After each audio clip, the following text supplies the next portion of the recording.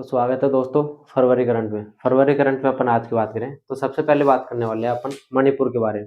मणिपुर के बारे में अपन थोड़ी बात इसलिए कर रहे हैं क्योंकि मणिपुर में काफी समय से दंगे चल रहे थे और उसकी वजह से वहाँ पे राष्ट्रपति शासन लगाया हुआ था। राष्ट्रपति शासन की वजह से वहाँ पे चुनाव वगैरह नहीं हो रहे थे और अब 1 साल के बाद राष्ट्रपति शासन हटाए और वहाँ के जो नए जो मुख्यमंत्री बनाए गए वो भाजपा के हैं और वो बनाए गए हैं अपने युमनाम खेमचंद को आप वहाँ के मुख्यमंत्री बनाए गए हैं और ये भाजपा पार्टी से पहले भी भाजपा पार्टी की सरकार थी, अभी भी भाजपा पार्टी की सरकार बनी है और उसके जो मुख्यमंत्री बनाए गए हैं वो युमनाम खेमचंद को बनाया गया है। और वहां पर जो दो उप मुख्यमंत्री बनाए गए हैं, एक बनाया गया कुकी समुदाय से और एक बनाया गया नागा समुदाय से। कुकी समुदाय के जो बनाए गए वो नेमचा किपगेन को उप मुख्यमंत्री बनाया जो कि कुकी समुदाय से संबंधित है।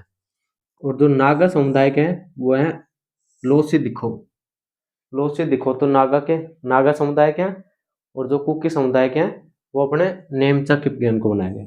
और जो यहाँ के जो मुख्यमंत्री बनाए गए हैं वो युमनाम खेमचंद को यहाँ के मुख्यमंत्री बनाए गए हैं। अब आप मेरे को कमेंट में ये बताना कि राष्ट्रपति शासन अपने कौन से आर्टिकल के तहत लगता है।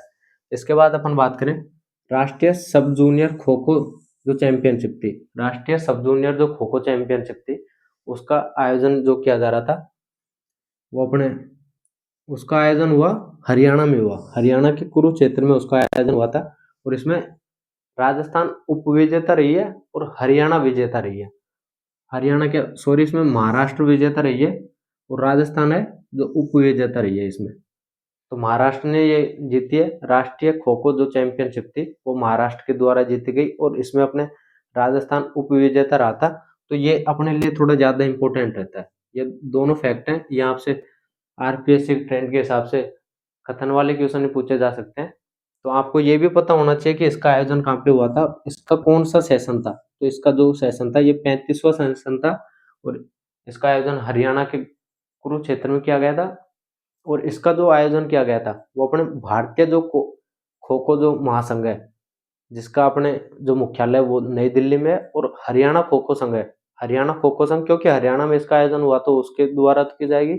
और जो अपने भारतीय जो खो खो संघ है उन दोनों के तत्वाधान में, दोनों की संयुक्त रूप से तत्वाधान किया गया, इसका मेजबानी की गई। तो उनकी मेजबानी में इसका आयोजन हुआ था। इसके बाद बात करें माधवी की। माधवी अपने एक खिलाड़ी है जो कि आर्चरी के हैं। आर्चरी जो निशानेबाजी की एक अपने खिलाड़ी है। इनके द्वारा जो सब जूनियर आर्चरी प्रतियोगिता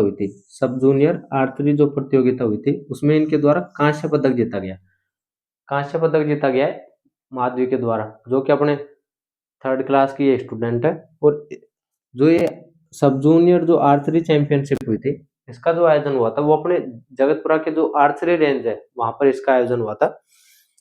जगतपुरा के आर्चरी रेंज में इसका आयोजन हुआ। इसके बाद बात करें ईसा सिंह की बात अपन थोड़ी इसलिए कर रहे हैं क्योंकि अभी जो एशियन जो निशानेबाजी चैंपियनशिप हो रही है, एशियन निशानेबाजी जो चैंपियनशिप हो रही है उसका आयोजन अपने नई दिल्ली में इसका आयोजन हो रहा है। जो एशियन निशानेबाजी चैंपियनशिप है इसका आयोजन नई दिल्ली में हो रहा है और इसमें इनके द्वारा 2 गोल्ड जीते गए। ईसा सिंह जी के द्वारा 2 गोल्ड जीते गए। एक गोल्ड तो इनके द्वारा जीता गया 10 मीटर एयर राइफल में जीता है ये गोल्ड तो। और एक इनके द्वारा जीता है जो संयुक्त उसमें जीता है, संयुक्त प्रतिस्पर्धा में जीता है। संयुक्त प्रतिस्पर्धा में जीता ये गोल्ड जिसमें मनु भाकर भी शामिल थी।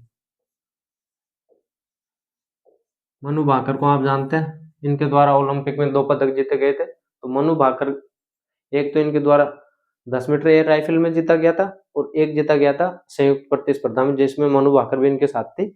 और अपने जो पुरुष वर्ग के जो सम्राट अपने एक खिलाड़ी हैं उनके द्वारा पुरुष वर्ग में कांस्य पदक जीता गया। तो 2 तो अपने द्वारा गोल्ड जीते गए, 2 गोल्ड जीते गए जो तो महिला वर्ग में जीते गए थे और पुरुष वर्ग में एक कांस्य जीता है जो कि अपने सम्राट जी के द्वारा जीता है। और जो महिला वर्ग में जो जीते हैं वो अपने ईसा सिंह जी के द्वारा जीता है जो कि एक संयुक्त प्रतिस्पर्धा में जीता है और एक जीता है स्वतंत्र जो 10 मीटर एयर राइफल की जो प्रतिस्पर्धा थी उसमें जीता था। तो आज की बात थी, नेक्स्ट अपन और बात करें। धन्यवाद दोस्तों।